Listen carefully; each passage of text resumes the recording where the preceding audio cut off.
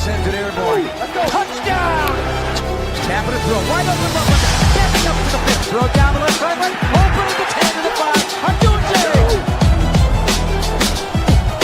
Taylor with excellent protection and time. Throwing over the middle. Jump off. Caught 30. Swift left 35 40.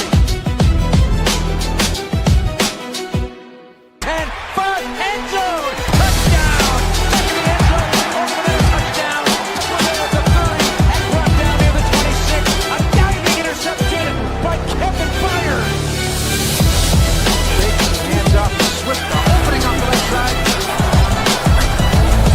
Oh, beautiful throw. They bring one in motion to the right of Dunze now. They'll make the toss right. The flow to the left. Things it to Dunze to the 30 of the Raiders. It's important for Rome to really have a big day and just 45 inside cut midfield to the 40 of the Cowboys. Now a race to the 30. take some turns here. The jet team. And the ball is inside the 20-yard line. Swift plows forward.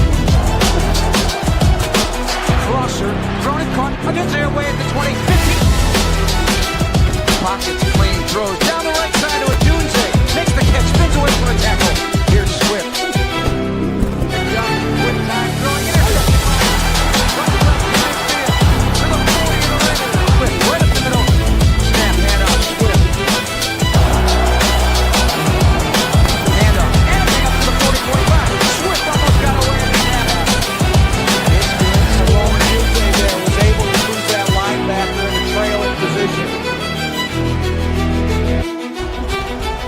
Empties the backfield, looking to throw right. It's Adunze making the catch. Very nice block there on the right edge. DeAndre Swift had to make a decision. Do I cut to the outside or make a pocket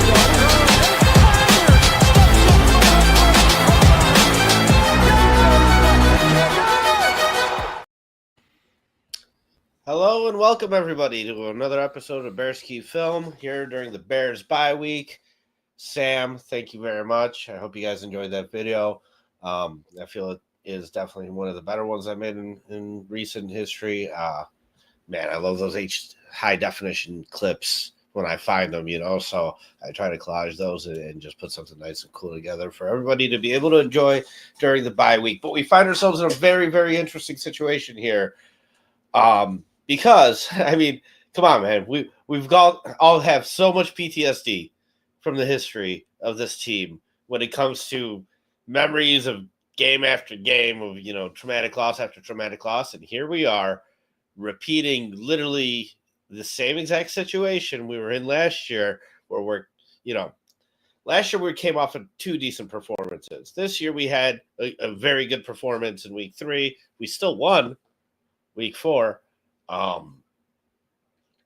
But now we're in a bye week and we're coming out of it to face Washington just like we did last year when that whole collapse started. So I have this titled as a statement game because, Karl, in my opinion, either way it goes, I mean, if it's a close game, I get it. Narratives might not pop up.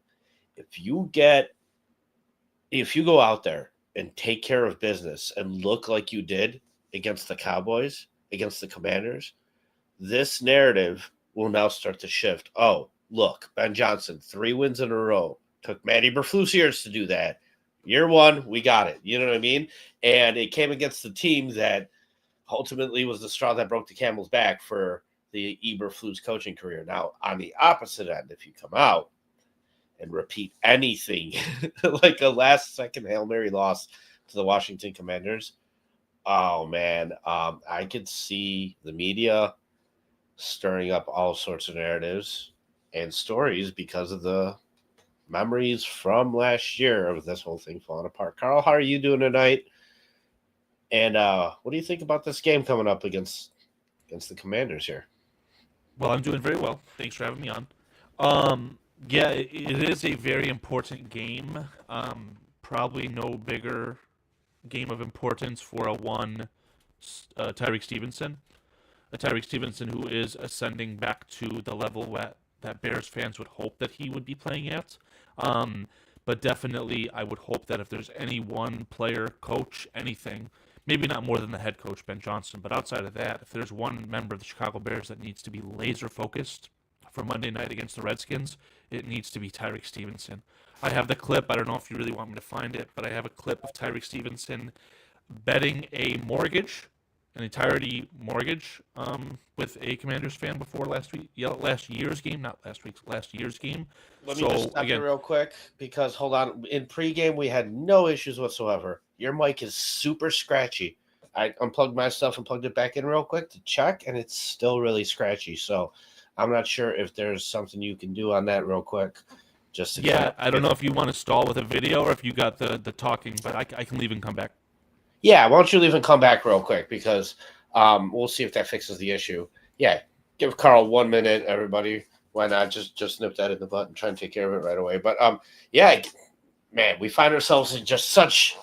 I can't believe the way the schedule kind of lays out in a way where you got to come out there and, like Karl was saying, Tyreek Stevenson needs to continue this upward path that he's been on recently. He had a really rough start to the beginning of the season, the first couple of games. I mean, at one point there was a perfect passer rating against them, and the takeaways are there. And yeah, here we go, Karl. Any better? Still scratchy? Much better. It's perfect. Yeah, so I was saying that with Tyreek Stevenson, the first 2 weeks were really rough. He had a perfect passer rating against them. However, the takeaways started coming. Last 2 weeks have been a lot better. You're right. It's very, very, very important for Tyreek Stevenson to come out and perform very well in this game. But yeah, I'm gonna let you take it from there. Yeah, I mean, just for his sake alone, because I don't know about you, Paul. I think that a second-round pick is a very high draft pick. It's not an iconic trade, right? I'm not saying that Khalil Mack was traded to the San Diego Chargers for an iconic haul. But a second-round pick, whether it's Jaquan Brisker, Tyreek Stevenson, dare I say Ozzie Trapello, that is an important pick that needs to be invested properly and start for your football team. And I want Tyreek Stevenson to not only play the duration of his rookie contract on the Chicago Bears as a starting outside cornerback, I want him to get extended because that's how I think good teams are built, is on day 2 of the NFL draft. So Tyreek Stevenson, let's continue to go up and up. Let's play well. Caleb Williams. I don't think it's a big, I'm going back to my hometown like it was last year. I think that was blown out of proportion. I think I listened to him for 5 minutes today in between my very hectic work day. Caleb Williams said, the most important play of my career, whatever the case is, I'm paraphrasing here, most important play of my career is the next one. Go out and just do your job. This is no bigger than it needs to be. Yes, it's on Monday night. Yes, it's against Jaden Daniels, little Jaden Daniels. I think that this game just needs to be taken the same approach the last 2 weeks. I think after the Cowboys game, where we heard Ben Johnson go, good, better, best, all these things, it was packaged together with, we went 1-0. Let's go 1-0 next week, and I just want that mentality to continue going and going and going. Before I pass it over to you, you made a comment about how important the game is, and I wrote down, I think that the media will find a way to invalidate a Bears win and will find a way to invalidate Caleb Williams beating the Redskins if that was to happen, because Jaden Daniels is injured. I don't know if that brace is still on his knee. His knee was injured. He fought through it. I simply have no idea what happened against the Chargers last week outside of the Redskins winning. So I fear that will be something where if the Bears win by 3 touchdowns, probably a barn burner. You're going to get some media, storm. But if it's, a touchdown, 2 touchdowns, I could definitely see guys like Colin Cowherd saying, oh, Caleb Williams needs to be play better, all these things. So I'll pass it off to you. Yeah, Colin Cowherd can say a lot of things. And honestly, I hate the guy. I do go back to some of his comments to kind of reevaluate. Maybe I didn't think he was as wrong as he was there. And then I listened to him. I'm like, I still hate this guy. What the hell am I doing? But yeah, so one thing's for sure. When it comes to media, positivity sells a lot more.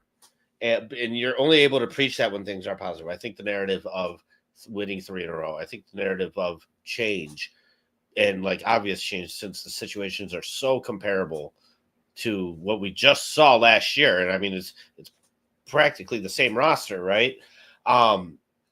Those narratives will have a lot more life, in my opinion, if the Bears just come out and even win. I think this I know Chicago. I live here. I feel the pulse of the city. We want the damn Bears to win football games. And when they do, yeah, people talk about them. People start paying more attention, and you start throwing it away. It's just been so much heartbreak, and it's so tough for people to get over that stuff. And so you want that gone. You want that in the rearview mirror. You want to sit there and stack wins. And I'll go back and forth with David a little bit, whether they're deserved wins or lucky wins. Sure, I'd rather take the lucky ones away and have the reality of the situation be the reality of the situation more when it comes to situations where the coach has been here a couple of years. It's just like, okay, but this is Ben Johnson's first year. I'll take all those lucky wins. I'll take every single win I can get for Ben Johnson during the first year of his career as a head coach. I mean, it's important. If you look throughout the history of the NFL, you do not find situations where coaches start off like garbage and wind up not being garbage. You're like, dude, you need to sit there and stack wins. You do. It's very important. Can you say that again, please? Yes, you do not find many examples throughout the history of the NFL where coaches start off with a garbage record and wind up crawling out of that and being not garbage. Okay? I love that you said that. Yeah, I mean, it's what I've found during my research. And so it was one of the cases I was trying to make against Matt Eberflus, kind of when everybody was waving their hand at the 3-13 season, like, rebuild. It's a rebuild. He came here, this and that. And I was just, no, man, like this isn't good. And so what we're looking at, everyone, right now is the first year. Yeah, courtesy of Cliff Victoria. He's the one who inspired me to look this up, call it 2 weeks ago. These are the first year records of all head coaches who are in the Hall of Fame. So Bill Parcells, I know you like that guy. 3-12, 3-12-1 at that. Yes. Even the great Bill just said Bill Parcells is Bill Belichick's on there. He went 6-10. Yeah, but dude, 6-10 isn't a horrible year. Like, so I would classify this into like, dude, okay, 4 wins is pretty shitty. Like 3 wins and under is a horrible year. Are there guys that have overcome it? Sure. Karl, let's look at these dates. 1960, 1989, 69, 79, 41, 83, 54, 78, 67, 1999. So the most recent example of anything was Andy Reid 25 years ago.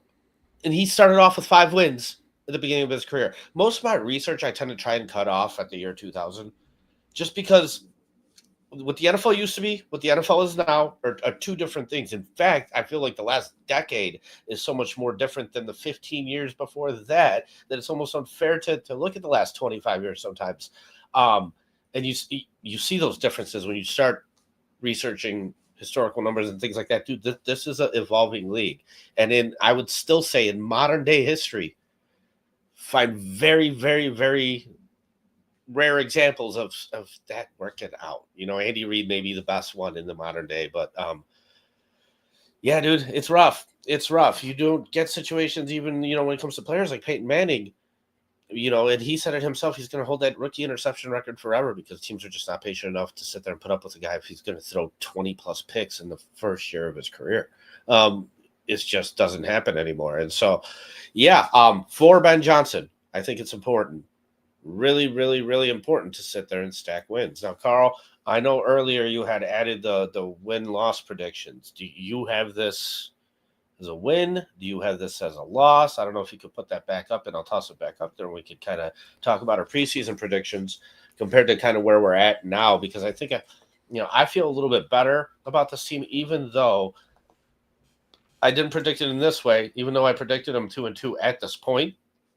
I still have them going to the Redskins and winning, according to my preseason predictions. Karl, you have them losing and then winning against the Saints. I was talking with Shorty from BCP, and he said, I think the Bears can win the next 4 out of 5. Not insane, but it is Shorty. And I said, Shorty, your optimism is very cute. And I mentioned that to David, and he's like, no, I agree with him. I think they can potentially win 4 out of the next 5. You look at the next 5 opponents, right? You have Redskins, Saints, Ravens, Bengals, Giants. In fact, all of those, we thought the Ravens and the Bengals, all of us, hell, even the chat that predicted them to be 15-2 had a loss to the Ravens. Well, they don't look so threatening anymore now due to Lamar Jackson's injury. Hamstrings linger. You saw that they're very vulnerable without him. All of a sudden, that loss turns into a maybe. The Bengals. Did I hear this right? Traded for Joe Flacco. That's correct. Yeah. So I mean, better than Browning for sure. He still has some steam in the tank, man. So that might be an issue, but that offensive line there is not pretty in Cincinnati, right? They got a lot of issues. So for a very aging Joe Flacco, a journeyman, I guess, dude, you can see that going either way. The Giants, you can see it going either way. The Saints, like, these are all winnable games. So what's left? Go out there and fucking do it. Execute, win, stack those wins, man. It's so important to me. Like, and I don't know. I think this has a chance to be a statement game. I predicted this team at 6 wins. Go out and prove me wrong, man. You know what I mean? Even though in my 6-win prediction, I still have them winning this game and being 3-2 at the end of the day. But go out and start doing it and make that narrative come true, and then turn the tide, man. Flip the page. Like, we're all ready for it. We don't want to keep repeating this crap. This, in my opinion, can be the start of a big momentum push forward. Potentially, man. You just got to go out there and execute and do it. Yeah, I mean, the NFL, whether it stands for not for long, not fair whatsoever. I mean, I really like Scottish Bear's comment regarding the Chargers' offensive line being bad. It is bad. The Bears' offensive line should be better. So does that mean that the Bears, with their improved offensive line, would be able to stifle whatever the Redskins are doing and win the game handedly? I don't know. I know that it's very plausible. It's not fact. It's plausible that out of the 6 quarterbacks that were taken out of the first 12 picks in the 2024 NFL Draft, Jaden Daniels could be the worst. And I know that's very outlandish to see a player who just took his team to the NFC Championship game beat the Eagles in the regular season, competitive in the postseason, whatever, right? It's a very outlandish thing, far out for me to say. But I think you can get after the Redskins. It depends on if you're going to be able to stop their running game. Can you stop their running game, including the fact that Jaden Daniels, with an injured knee, is probably still going to end up trying to run for 100 yards? I will see it when I believe it. I know that you dislike and you'll call that this is an excuse. Very easy for me to identify, in February, that Ashton Genty would have the peak of his career at that moment against the Bears. What a surprise. I expect the Bears' run defense to have some more issues. If that running game in Washington, on the road, in a hostile environment on Monday night, in the house that, the former sexual predator Dan Snyder built, that running game could really fly off the handles here, and we could be in for another ugly game. Again, week-to-week thing, the Redskins could look a lot better even than they did against a really good Chargers team. But all said and done, I agree with you. Go out and do it. You had the not tangent, but your opinion on, the run of games. If you want to throw up the record prediction real quick, I'll touch on it. So, Redskins. On the screen, from the prediction that I made on May 15th, I have it as a loss. I do have this going into this game as a win. I think that as long as Kyler Gordon stays on track to return, really, especially if we get Austin Booker back, who I'm very excited to look. I'm more excited for Austin Booker than Kyler Gordon, as stupid and silly as that may sound. We need some juice at the pass rush position. If we get those two guys back, I think that you can do the thing and get a win.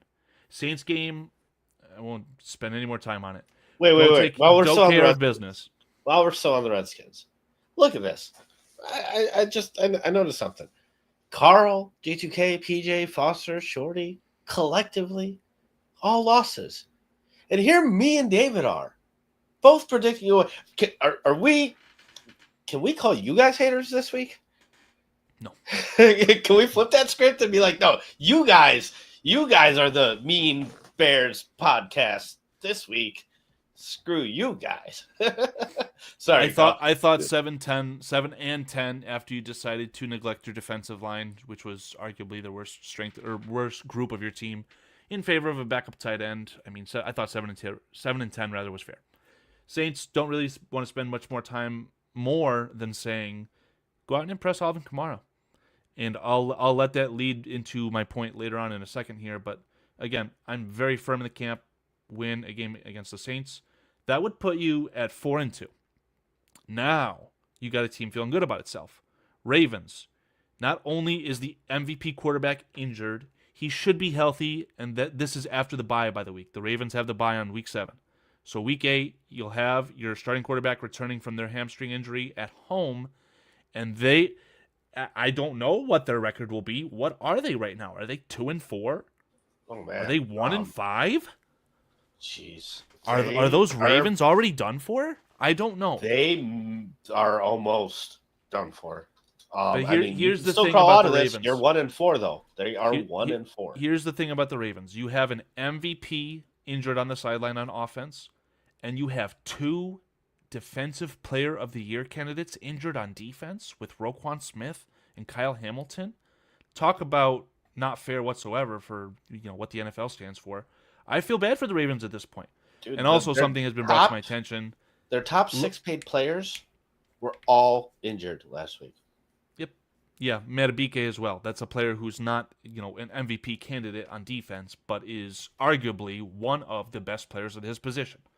So, a lot of talent missing, but I do genuinely, I don't regret saying this. I've compared Lamar Jackson to Peyton Manning in the sense that he's just, a jag in the postseason and just a regular season merchant. Lamar Jackson's good. That's just full stop. That's a good quarterback. At one point in Peyton Manning's career, he was in the same exact spot that Lamar Jackson is in right now. Lost AFC championships, no Super Bowl appearance made, MVP. Multiple MVP. Yeah. Well, he made some sort of throw on Monday night to Mark Andrews, something like that, and it just impressed the hell out of me. So I just want full stop on the record. Lamar Jackson slander stops here. Second best quarterback in the NFL, behind Joe Burrow. Anyway, I think that the Bengals game, regardless of the acquisition of Joe Flacco, boo-hoo. Go out and beat that team at home, especially if you were to do the unforeseen win 3 in a row. Now you're going to Cincinnati with extreme momentum. You're going to win that game. Come home against the Giants, should be a cakewalk. You're talking about 5 wins in a row? That would be insane. But I do agree with your point.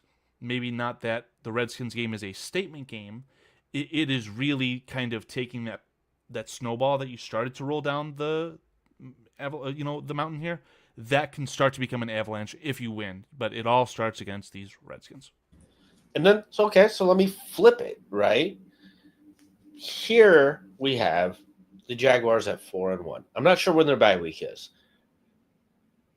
But say they win their next matchup. Is it next week? I don't know if it's next week. But Carl's looking it up. But say they win their matchup. Here you have the Patriots at 3-2. I'm also not sure when their bye week is. But say they win their matchup if they have one. And those teams are now 5-1 and 4-2. And you go out and you lose? Guess where that conversation's going. You talked about Jayden Daniels possibly being the worst out of the 6 drafted.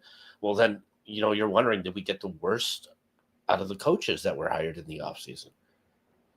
I mean, it's right there. So this is why I'm saying it's a statement win, because you don't want those things to continue. You don't want those bad narratives. You don't want this shit to plague this team and hang around. I mean, these guys all lived through that. They all suffered through that. Like I said, it was practically the same roster. You want this change to be real change. And in order for it to be real change, go out there and take care of damn business, win this game. The more confidently you win this game, oh man, the more that snowball effect, the higher the steep is that snowball is rolling down. You know what I mean?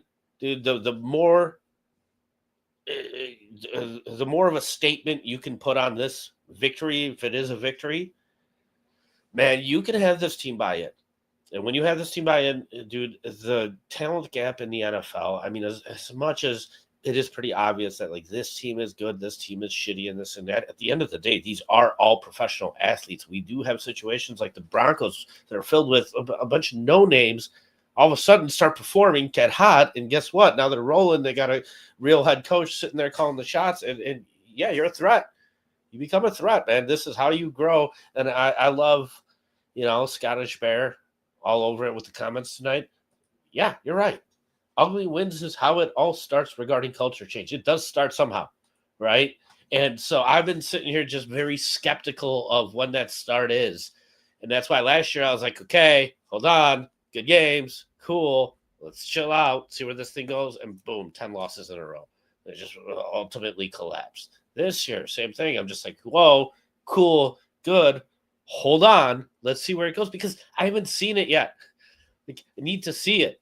And damn it, go out there and do it, man. I really want to come on every single week and talk about the options moving forward and them all being mostly positive because this team has turned a corner and is now actually competing. The talent is fucking there. Dude, we've changed so much. We've added so much draft capital to a team that wasn't even that bad. Like, this has to pan out. It does. And if not, then there's some serious issues. And those issues are going to wind up being all directed from Ryan Poles and his poor draft strategy approach of drafting certain positions while skipping over glaring holes of positions of need that are extremely impactful, like defensive end, like left tackle. Carl, you're right. The issues on this team are obvious. I'm not surprised you're able to predict Ashton Genty's career game this week all the way out in February because we've all known since February where this team is weak at. And so it is kind of maddening sometimes that they don't upgrade these things. And the way you get held back from winning and winning handily is when these glaring issues come and they bite you in the ass. They almost did against the Raiders, and the Raiders are not that good of a team, right? So we have to sit there and hope that they find a way to overcome that stuff, that these coaches do a fucking hell of a job at sitting there and masking those deficiencies and finding ways to be able to execute and overcome what is very easily, a weak spot in this defense. I mean, I don't know. I didn't get to circle back to The why run I game, suggested right? you try and impress Alvin Kamara after you do your job against the Saints. Because right now, with this running attack, it's a lot worse than I thought it would be. It's infuriating to think that we waited until the 7th round to draft a player who clearly could be helping us, but we're just not trusting him to try. This DeAndre Swift character, he's got to figure it out fast, or we need someone to step in and do the damn thing. That being acquiring talent at positions where our team is lacking. The Chicago Bears need a starting running back. They've needed a starting running back since they kicked that game-winning field goal against the Packers. Scottish Bear, to your point, I want to take it to the 10th degree. We absolutely have zero talent on the D-line. I am extremely concerned with how we play against the run, especially considering the fact that lowly Jackson Powers-Johnson and the Raiders' offensive line was able to effectively dominate us. I watched 15 minutes of tape because me and Adam Mason got into it about Nick McLeod. Total tangent there. Defensive line sucks.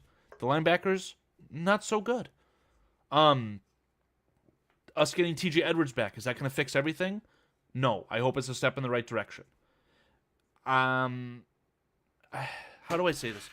You're my reference point on this for Deo. I don't know if you were able to figure this out from highlights. Can Deo Odengbo play 3 technique? Can he do something on the inside to try and fix this? Because Grady Jarrett's a good player in his prime.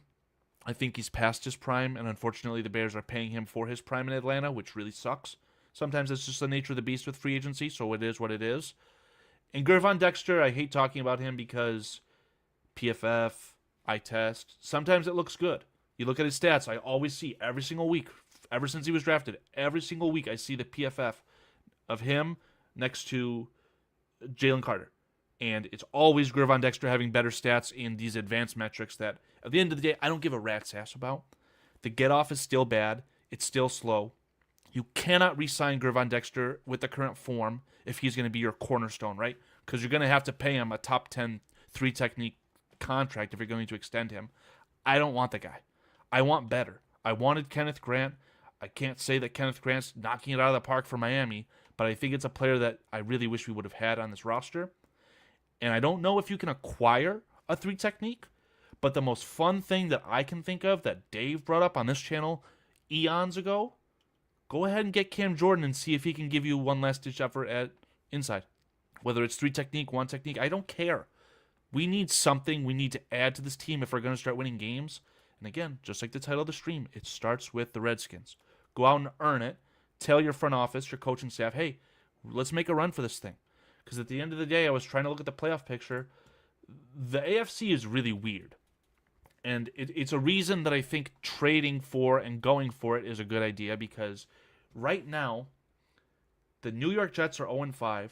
The Tennessee Titans are 1-4. The Browns are 1-4. The Dolphins are 1-4. The Ravens are 1-4. The Raiders are 1-4.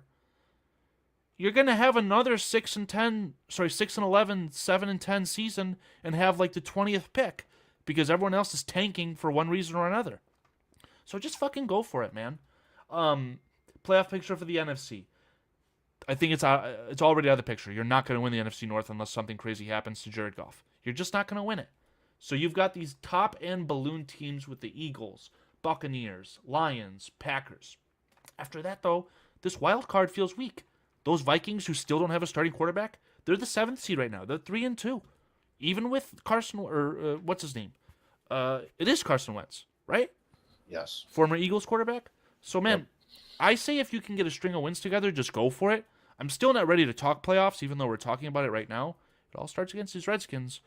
But I'm telling you, if you get a couple wins in a row, do something. Because this roster right now, I'm just not happy with it. Yeah, I haven't really dove into Dio in detailed fashion, just because there's not been much to dive into. I mean, one thing is very obvious to me: you're overpaying. You are overpaying for the production you are getting out of that guy. It sucks because, dude, Montez Sweat would be an awesome number 2.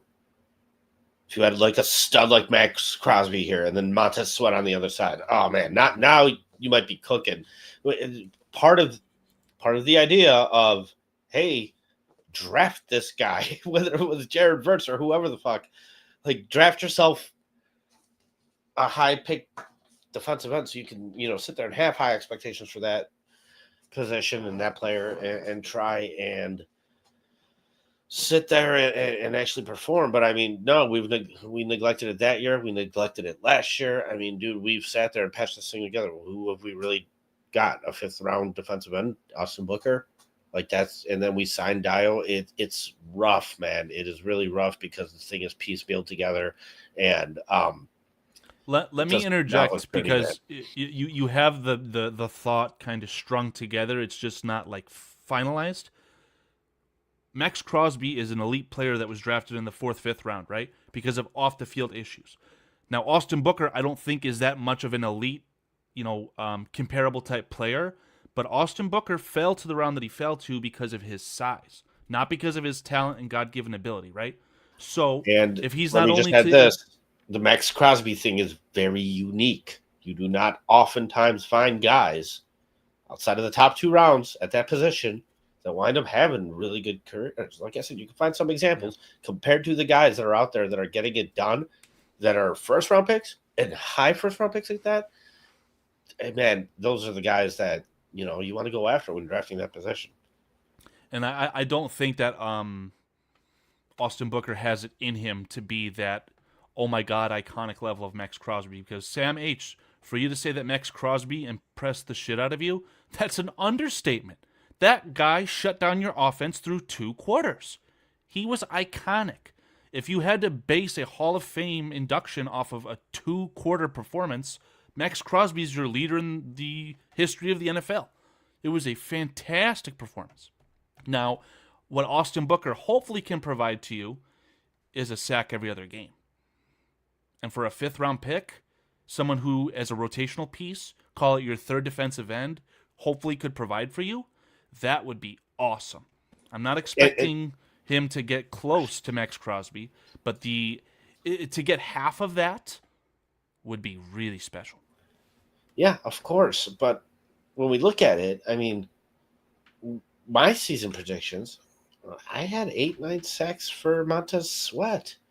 So, of course, to get one every other game from a 5th-round draft pick and wind up, even at 6-7 sacks for the year would be good. And I mean, like you said, you're hoping to get that out of it, but that's what you've sat there and developed a situation to be you leaning on a 5th-round draft pick to make it or break it? Like, come on now. It's not it. Dio is rough. This line definitely needs some help. This running game definitely needs some help. Karl, you said it. We've needed help. Now, the maddening thing will be 1st-round pick next year, we draft like a safety or a corner. So I swear to God, I'll lose it because come on now. Like, at some point, push comes to shove. Like, dude, just go out there and just make the damn obvious improvements to this roster. I want you to keep going. I want to just document something before it gets lost in translation. Yeah. If the Bears do find a way to get themselves within the top 10 of the 2026 NFL draft, to not be surprised if the Bears draft safety Caleb Downs from Ohio State. That sounds bad saying it out loud. He is a talented player, and it is very plausible. Will it work out? I have no idea. I'm just saying, to set your expectations this low, it is possible. I swear to God, man. And it would piss me off too. It would piss me off too. Because, like I said, there's absolutely no logical reason to, for example, avoid the running back position this year till the 7th round. We had conversations out there. I had his name is skipping Tooch from Barroom Network. Tell me that Ashton Genty could be the engine that drives this thing. I was like, dude, I don't want a running back drafted in the top 10 picks. However, compared to tight end 2, like, no, I would have even rather had Ashton Genty at this point rather than a backup tight end that's now gotten injured and hasn't produced much. Dude, like, you need the running back so much more, but like to not address it in the 2nd round, the 3rd round, the 4th round, 5th round, or 6th round to get a guy in the 7th round and pretend like we're all good when you need like 2 of them, man. Like, dude, and look at what Scadaboo's doing in New York, just carrying the load. You know what I mean? They're really leaning on that guy, and he's that is whether a the New production York is there or not. Call a spade a spade. It's a New York thing. But you have the option to get he's not that even guy. anywhere close to a Pro Bowl vote. But I hear not. you. But I hear you. But you need running backs, man. You need bodies there. Like, Roschon Johnson still hasn't touched the field. I've not seen him this year. Right? Another one of my running backs. Yeah, like, another Karl statement from February. Hey, Roschon Johnson has no future outside of special teams and fullback. So far, you were right, and I was wrong. So far, you were right, and I was wrong on that one. I said no. Like, he is the best blocker in that running back group. Not if he's not playing. Not if he's sitting on the damn bench, right? So, like, dude, you're so thin there. So, for me to even criticize DeAndre Swift up front is not fair due to the situation DeAndre Swift is in. Like, dude, like, you can't even split that guy's load up properly. For him to dude, yeah, I don't know. So, and it's this just is by not design. fair. This is it's by not design. fair to DeAndre Swift because, It's again, not. we're paying DeAndre Swift for earning his draft stock at Georgia. He got traded for a bag of chips and a dirty napkin to Philadelphia so that Detroit could feel better about, identifying a clearly much better running back the day before they traded him in Jahmyr Gibbs. So the Bears, again, are the kings of paying a player for their past accomplishments. It's not fair to DeAndre Swift that he needs to earn the contract that was given to him because his role in an offense that is competent would be a change of pace scat back. He would be your passing threat, not your third down, blocking back, but like your third down and long back where you have to get yardage over the air and you need a screen or a slip pass, whatever, a Texas route. So it's just not fair to him. You do need a lead back. Would it excite me to have a backfield of Alvin Kamara and DeAndre Swift? Sure, but Alvin Kamara's kind of the same thing. So I just don't know what you can do outside of the obvious. And unfortunately to the Bears, well, I don't know. Travion Henderson is also not a lead back, but he's very good.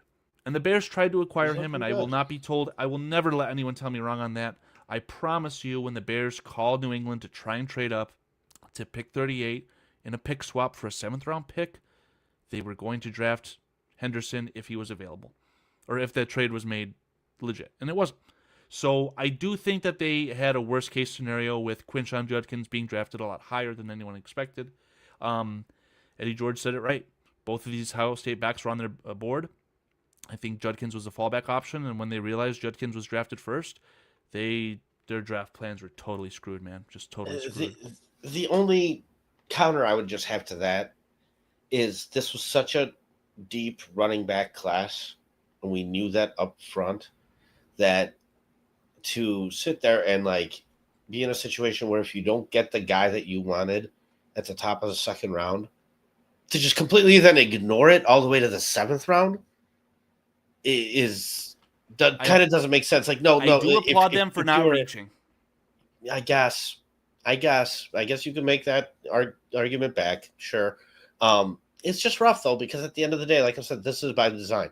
That you find yourself in this situation where these glaring issues did pop up. You managed to pull it off against the Raiders. Good. Like I said, stack these wins. I'll take them this year. All day. Is it ideal? No, but we all did see these glaring issues play a huge role to put us in the situation we were in, where we needed a blocked field goal to sit there and come away with a victory here. And I wrote this down like 20 minutes ago. I wrote down, learning how to win ugly is important. And the first thing that comes to my mind is the Super Bowl that Tom Brady won against Sean McVay. I mean, they only scored, 10, 13 points to win that Super Bowl. Not an ugly game from the Hall of Fame quarterback. Or it was an ugly game, not a good game from the Hall of Fame quarterback. He would say, I need to put up a lot more points and perform better. Still won. And it wasn't just Tom Brady. It was a team effort that won that. So it is important. But I agree wholeheartedly with what you're saying, Paul. This cannot be the norm, right? We cannot expect the great Josh Blackwell to block a field goal every single game to win a game. It's just not, you cannot win anything on that. Yeah, no, you can't. But, kudos to the special teams, because we did predict this to be a top 5 special teams unit at the end of the day for the season. And they butchered it in week 1. And it's been rough for that unit. And so to come out and get a special teams victory like that is nice, and good job. I'll give them the pat on the back. They deserve it. Yeah, we're talking baseball playoffs right now, right? Baseball, biggest stat in baseball is what? Wins above replacement. Richard Hightower being retained from this new coaching staff. Wins above replacement right there. 1. Because you ID'd Josh Blackwell.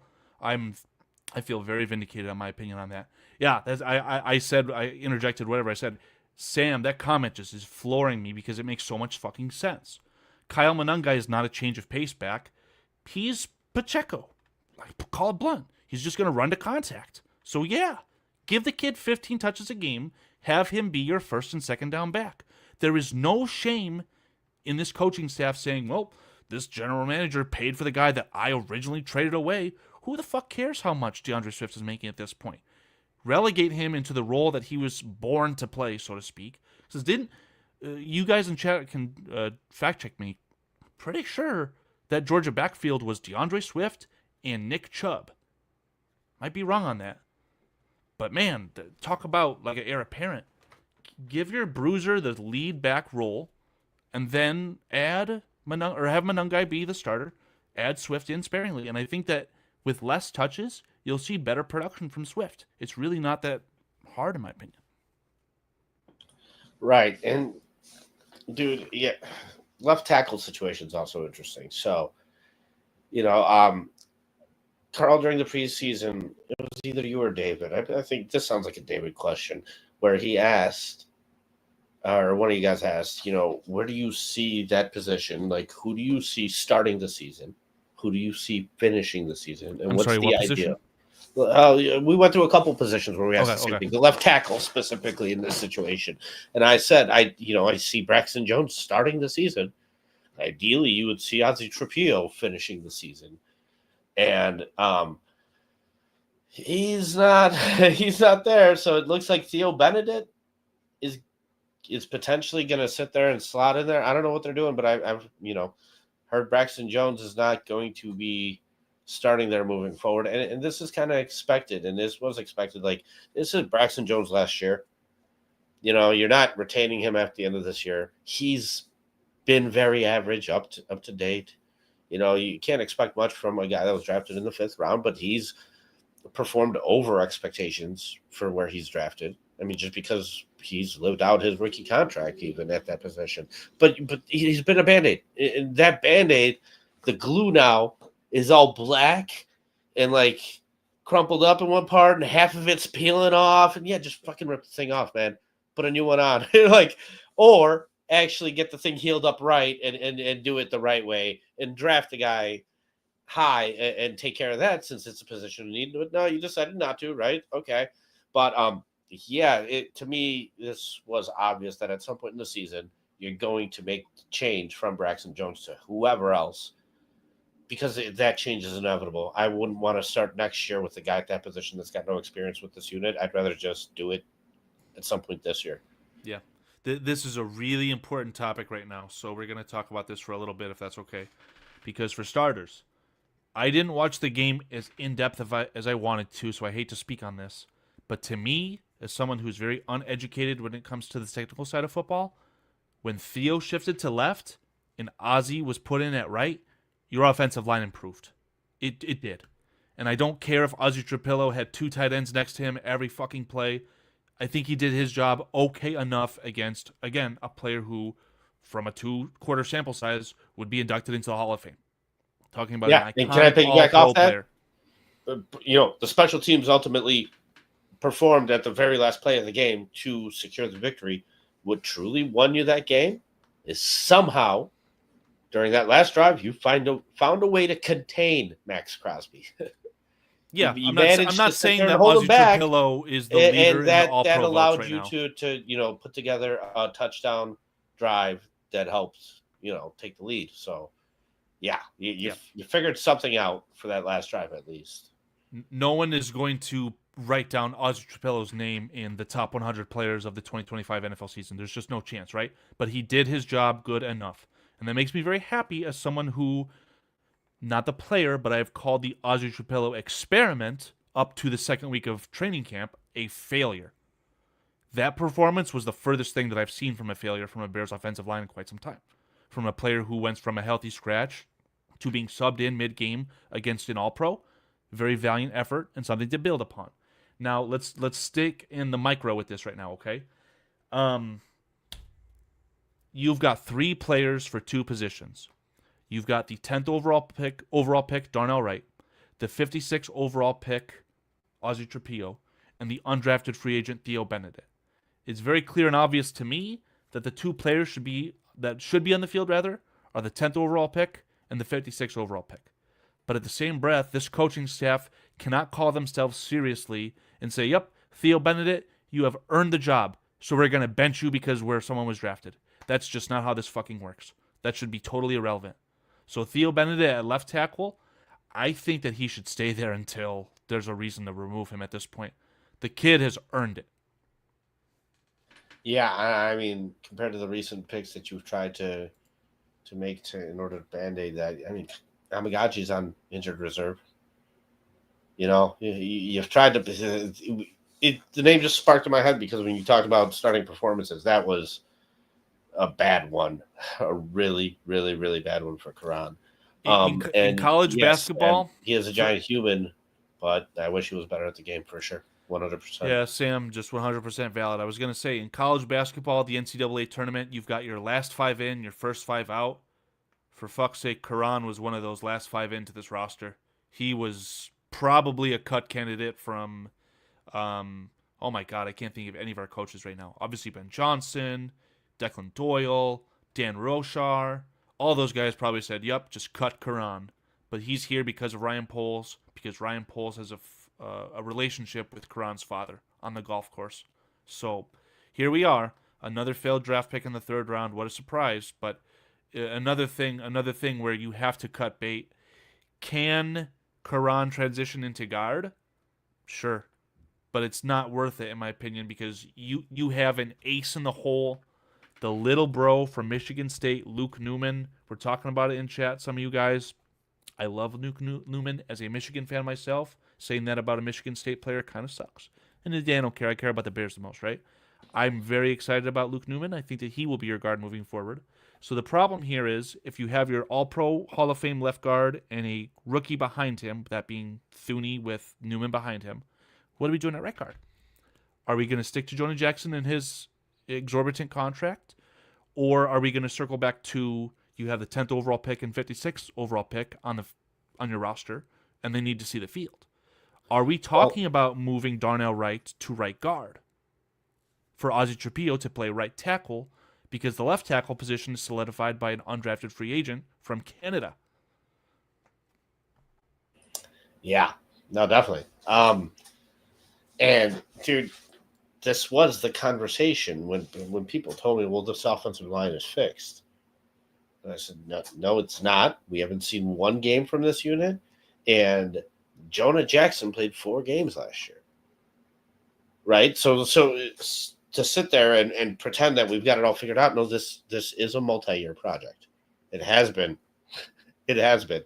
And so hopefully you can piecemeal something together while still have Thuney under contract.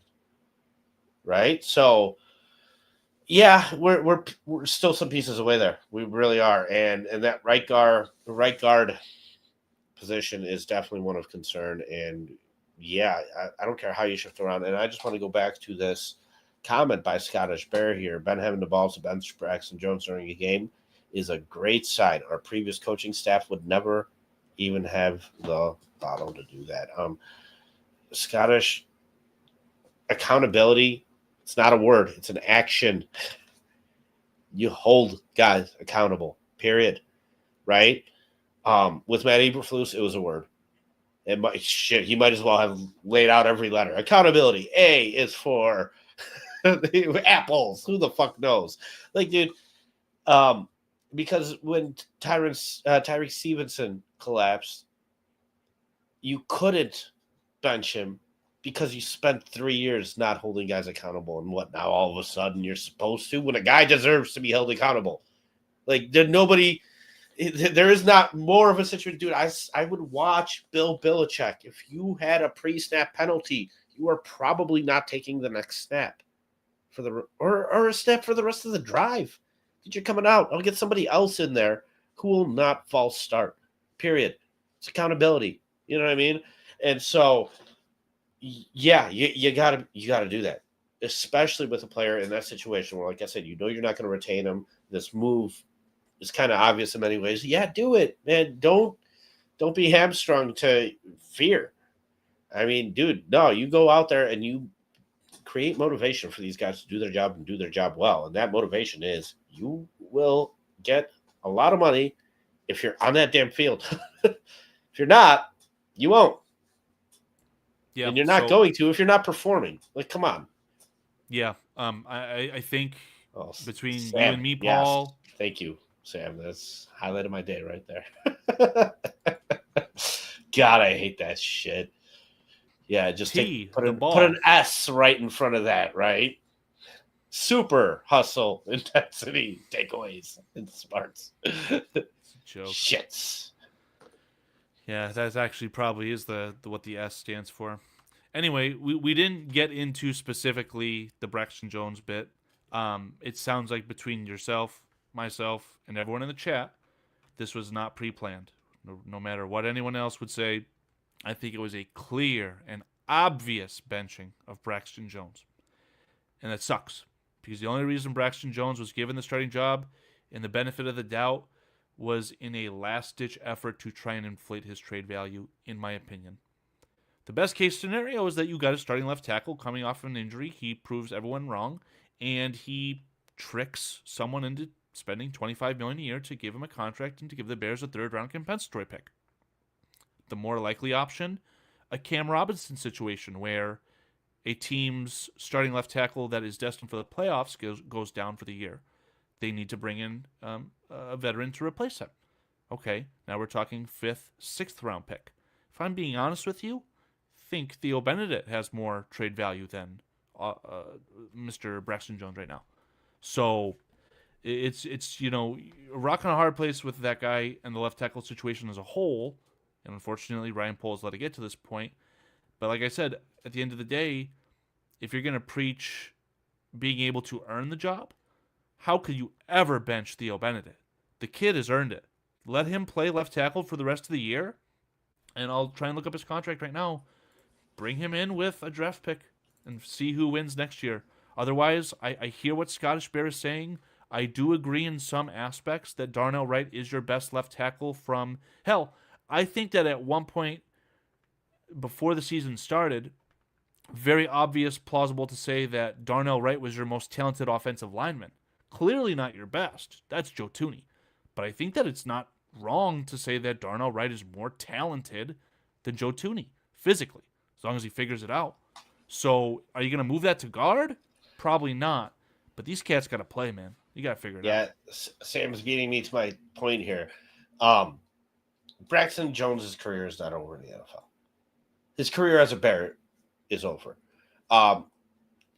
He will start somewhere. If not, he will be a serviceable backup somewhere.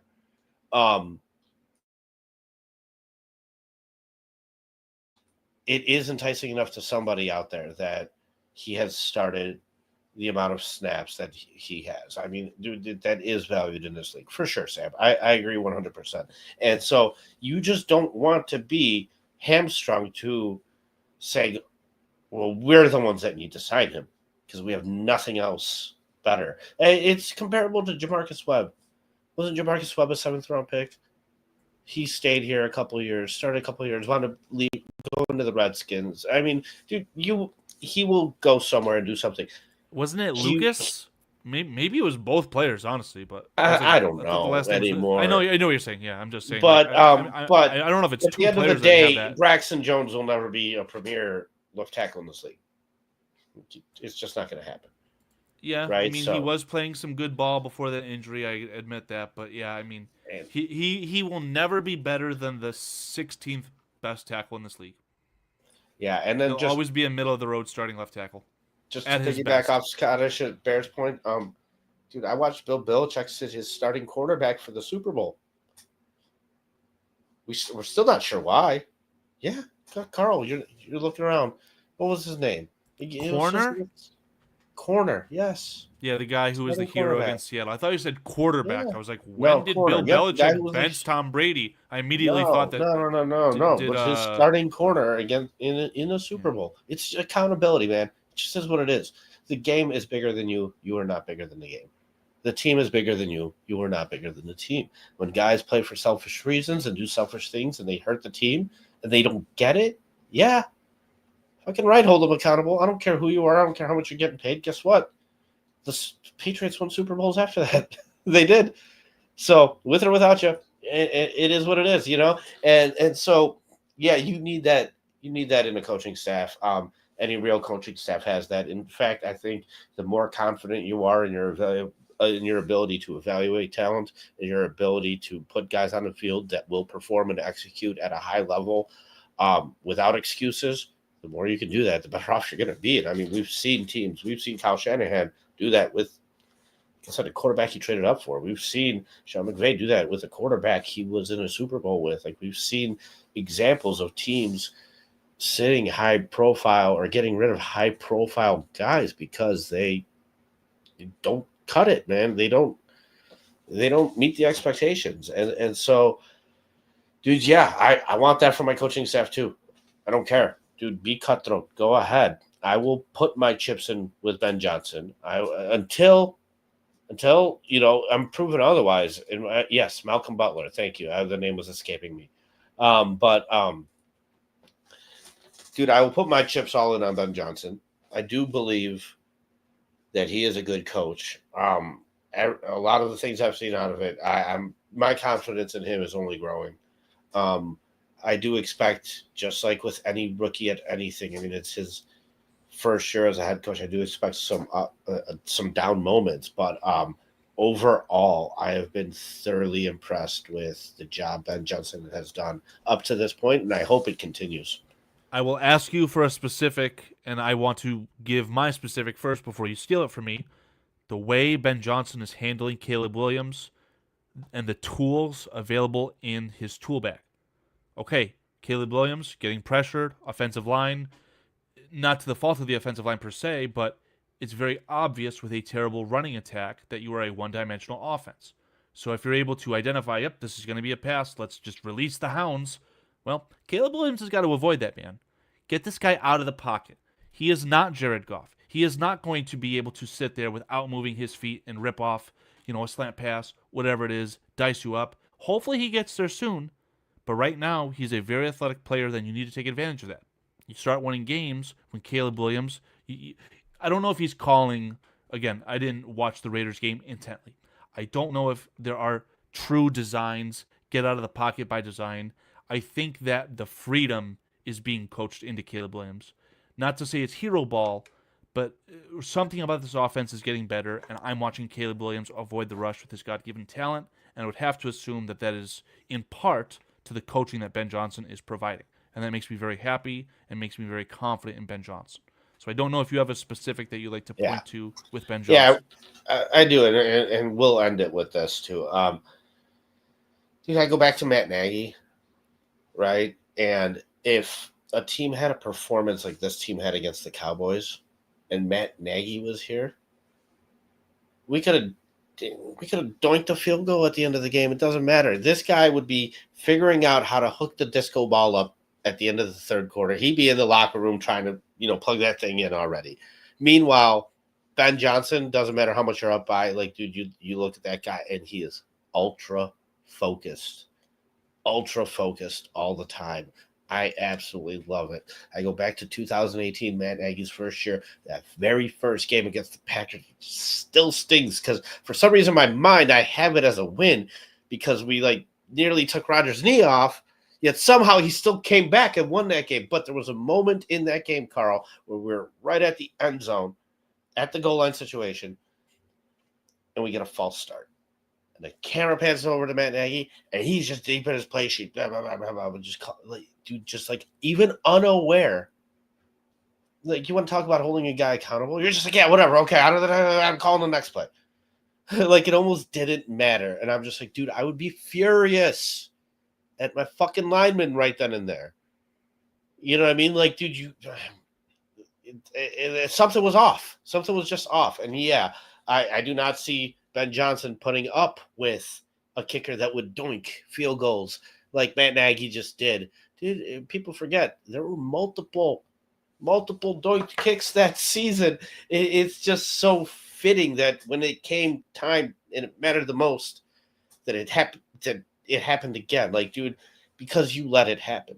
Because you didn't address the problem when it was evident during the season, and you were a good team. And yeah, you weren't focused enough on it. I think that focus is there with Ben Johnson. I think no matter what, every position's under scrutiny, period. And I like that, man. That's a real coach to me. Karl, any closing thoughts? No, I had written down something about how you made a comment about positivity sells. I do think that the negativity can drive you clicks too. So that's why I'm trying to keep a very straight and narrow, not too high, not too low with this team, just like my record prediction. 7-10, right? It's not the first overall pick, and it's sure as hell is not the playoffs. So yes, my expectations for this team simply have not changed. I'm not ready to talk playoffs. Next week could be different. If you do the job against the Redskins and you look good and you instill some confidence, let's let that continue. Okay, you beat the Saints. If you beat the Saints and you're 4-2, and now Kamara says, I'm not happy, I want to end my career in a contender, now we're going to start talking. But until then, like you said, prove me wrong. Well, Karl, and here Adam Mason is predicting a 5,000-yard rookie season by Caleb, and he is definitely way more successful at the whole podcast thing than we are. So, yeah, dude, that positivity does sell, though. People eat that shit up. They love it. They buy into it. It is what it is. I mean, that's just from my experience. I've always felt that we were very down in the middle with things or trying to keep it at least realistic with things. And, yeah, we get that hater tag all the time from it. So, whatever. It is what it is. But thank you, everybody, for joining us. Thank you, everybody, for participating in chat. Dude, the couple diehards that we have, Scottish Bears, Sam H. Appreciate you guys tuning in. Appreciate you guys participating. Dude, anybody who ever wants to come on, comment, anything, we're always willing to have conversations, always willing to entertain just about any narrative and any discussion. So appreciate y'all. Let's hope these fucking Bears win this game, man. Thank you, Sam. Yep. And yeah. Good chat, too. Yep. Appreciate you guys. Scottish Bear, Sam H., appreciate you. Scottish Bear specifically. It's really good to see you in chat. I know you previously had some sort of health issue. Don't want to put you on the spot, but just hope you're doing well, buddy. Good to see Wish you. you the best, man. For sure. All right. Bye, guys. Ready, tonight. Good protection. Lines it up for DJ Moore to the end zone. Touchdown! Take the shotgun snap. Late pressure fired. Ball reason. Ball is out. It's on the ground.